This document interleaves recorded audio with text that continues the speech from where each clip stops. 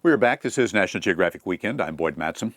Time for our Wild Chronicle segment, that part of the show in which I share some stories of my own travels with National Geographic. However, for this last trip, I did not have to travel very far. I only had to go down to the cubbyhole that is my home office in the basement of my house.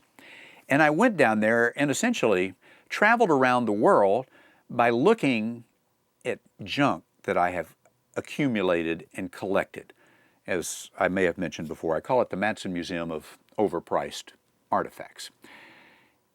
And the only reason I was even looking at this stuff is because suddenly we had a water leak. A water pipe broke and now it's dripping through the ceiling and going down the walls and flooding in the floor. And I have to start moving things around. It's not that I wanted to redecorate or organize, so I have to pull stuff off of shelves, move a cabinet, take things out of drawers to repair the problem. And then I discover my real problem is that I got too much stuff, and what my wife and probably many of you would call useless stuff. For instance, I've got a styrofoam cup that you cannot drink out of. It has my name on it and the date, September 28, 1994, which is the date that I went down on the Andrea Doria. I went in a submarine, the world's smallest nuclear submarine, the NR-1, went to visit the Andrea Doria with our National Geographic Explorer in Residence, Bob Ballard. So it was a special day. And I put a full-size styrofoam cup and wrote my name and the date on it in the non-pressurized part of the sub above the hatch, just to show what would happen. And so it squeezed all of the air out of the styrofoam and mashed this big coffee cup down to the size of a little Dimetax cup. So I saved that because it reminds me of a great trip. I found an axe in my office. How many people keep an axe in their office? I have one.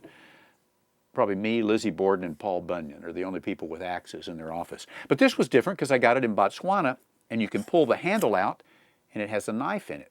So it reminds me of a time I spent in Botswana with Derek and Beverly Joubert, our filmmakers and also explorers in residence.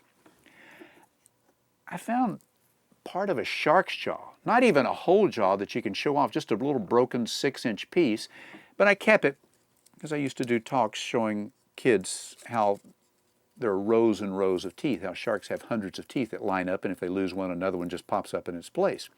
So I have something that really what it's good for is when you pick it up, it can easily puncture your skin. So it's good for making you bleed or catching in your clothes. That's about it. This is the kind of stuff I have in my house. But I did find something that I really liked.